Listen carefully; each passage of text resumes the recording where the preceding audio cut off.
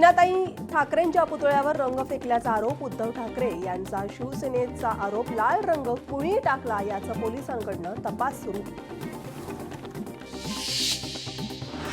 मासाहेबांच्या पुतळ्यावर लाल रंग हा ऑइल पेंट रंग होता। शिवसैनिकांनी स्मारकावरील रंग थिनरने काढला।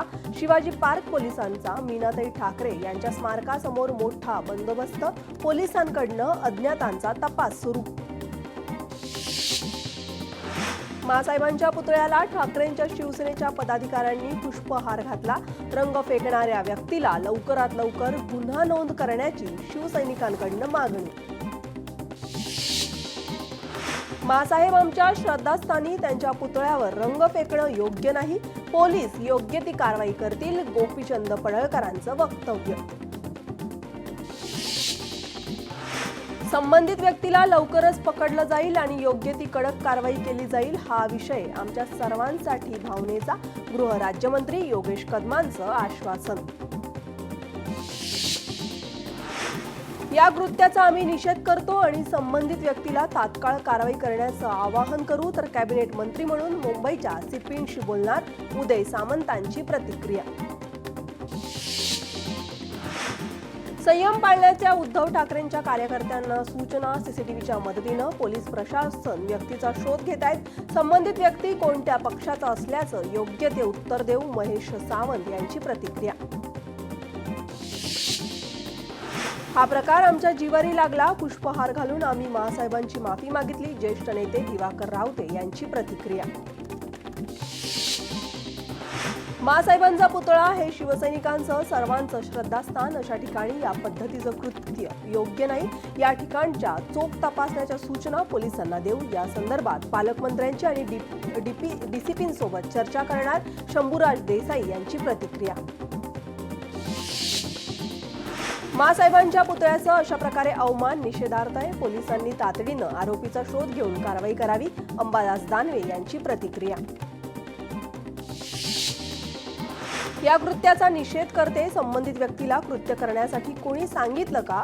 मुंबईत शिवसैनिकांनी आक्रमक करून गोंधळ घालण्याचा कट। मुंबई पोलिसांवर आमचा विश्वास। पोलीस नक्कीच त्या व्यक्तीला पकडतील। किशोरी पेडणेकर यांची प्रतिक्रिया। राज ठाकरे यांनी केली मीनाताई ठाकरे यांच्या पुतळ्याची पाहणी। राज ठाकरेंनी वरिष्ठ पोलीस अधिकाऱ्यांकडून घेतली माहिती। बाळासाहेब ठाकरे आणि मासाहेब सर्वांचं श्रद्धास्थान। अशा प्रकारचं गैरकृत्य करणाऱ्याला धडा शिकवल्याशिवाय राहणार नाही। त्या समाज कंटकाला तातडीनं शिक्षा व्हावी अशी आमची मागणी। नवनाथ बन यांची मागणी। मुंबईचे सीपी देवेन भारतींशी चर्चा केली। पोलिसांनी टीम तयार केली असून तपास सुरू। नीलम गोरेंची माहिती। हा प्रकार अत्यंत चुकीचा। असा प्रकार घडता कामा नये। संबंधित व्यक्तीला शिक्षा झालीच पाहिजे। दीपक केसरकरांची मागणी। डोळ्यात अश्रू आणि अंगार दोन्ही आहे। पोलिसांनी या प्रकारचा गांभीर्यानं विचार करावा। या परिसरातील पोलिसांचा पहारा कोणी काढला याची चौकशी करावी। कायदा सुव्यवस्था रसातळाला गेल्याचं हे उदाहरण। खासदार रवींद्र सावंत यांची प्रतिक्रिया। हे कृत्य क्षमा करण्यासारखं नाही। पुतळ्याची विटंबना करणाऱ्यांचं पोलिसांनी ताबडतोब बंदोबस्त करणं आवश्यक। विनायक राऊतांची प्रतिक्रिया।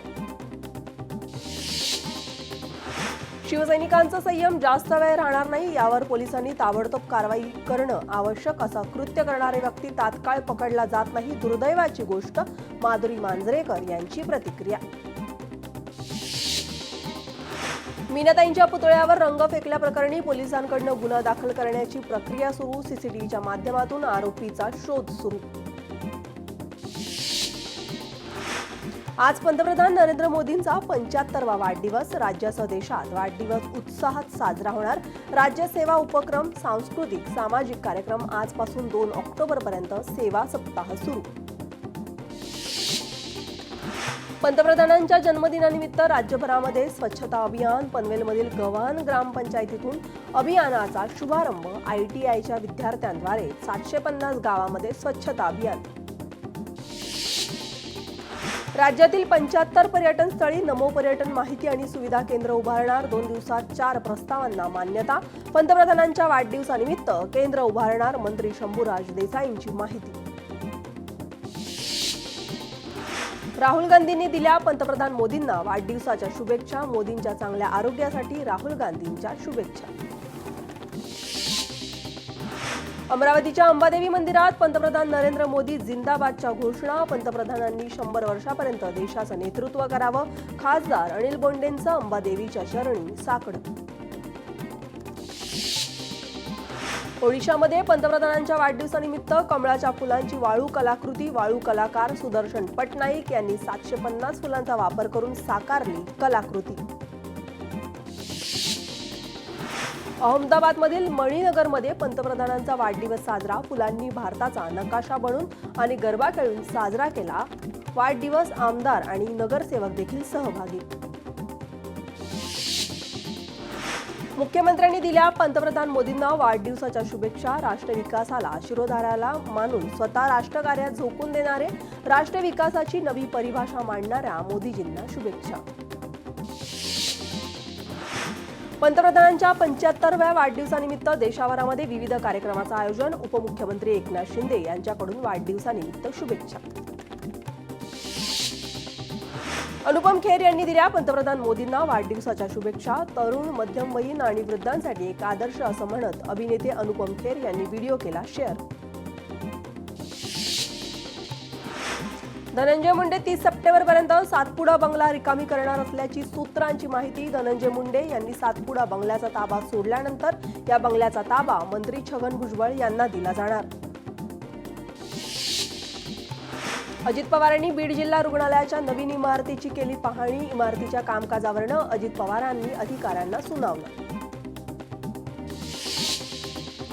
अजित पवारांच्या हस्ते मराठा आंदोलनादरम्यान आत्महत्या केलेल्या व्यक्तीच्या कुटुंबाला आर्थिक मदत. पुराच्या पाण्यात स्वतःचा जीव धोक्यात घालून बचाव कार्य करणाऱ्या कर्मचाऱ्यांचा देखील गौरव.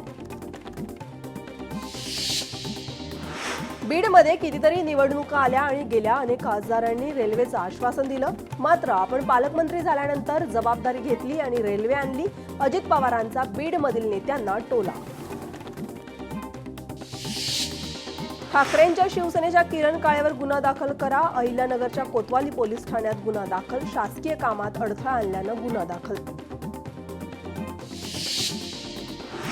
स्थानिक स्वराज्य संस्थेच्या निवडणुका 2022 पासून होऊ न देणं हा कारस्थानाचा भाग. निवडणुका न होण्याचा घाट देवेंद्र फडणवीस यांनी घातला होता. सुप्रीम कोर्टाचा निर्णय मुख्यमंत्र्यांना चपराक.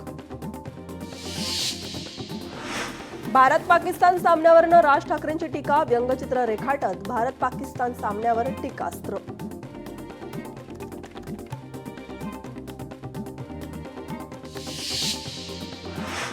जालन्यात पालकमंत्री पंकजा मुंडेंनी केली पीक नुकसानीची पाहणी. बदनापूर तालुक्यातील मात्रेवाडीमध्ये केली पाहणी. शेतकऱ्यांशी संवाद साधून जाणून घेतल्या समस्या.